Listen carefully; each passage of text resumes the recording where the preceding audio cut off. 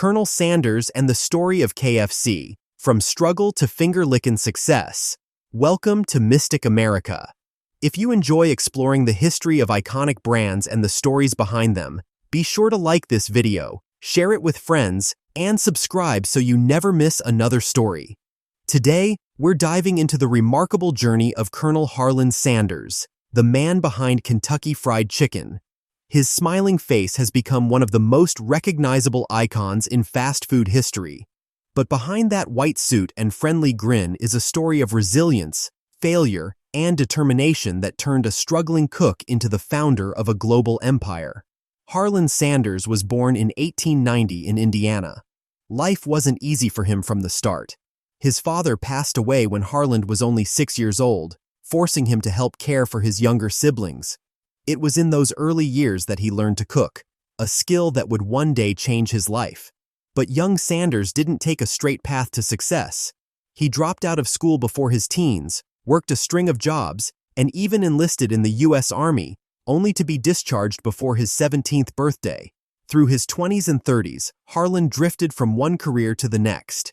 He worked as a railroad fireman, tried his hand at law, sold insurance, and even launched a ferryboat service.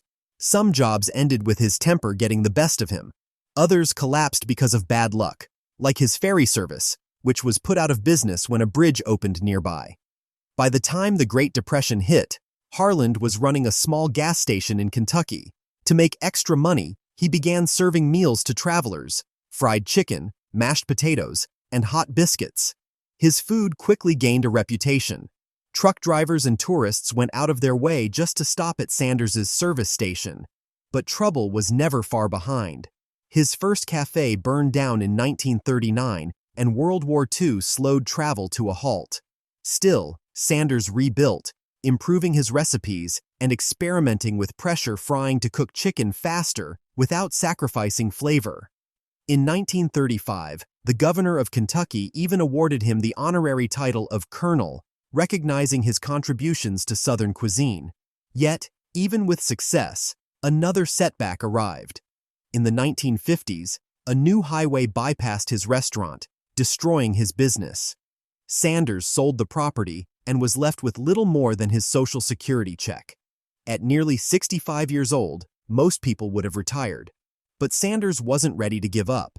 With nothing but determination and his secret blend of 11 herbs and spices, he hit the road, traveling from diner to diner, convincing owners to serve his fried chicken.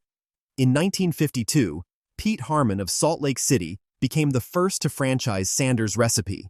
It was here that the name Kentucky Fried Chicken was born, and it didn't take long for the idea to spread. By the early 1960s, Sanders had hundreds of franchises across the U.S. and even overseas. His chicken was becoming a global sensation.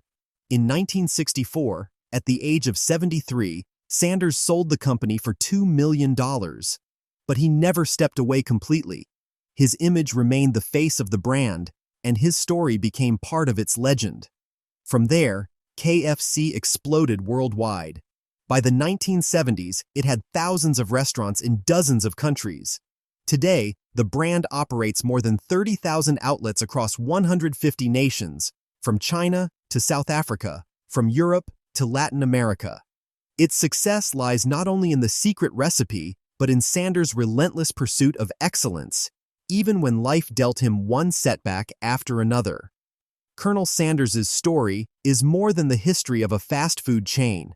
It's a lesson in perseverance, proof that success doesn't always come early in life, and that failure isn't the end of the road.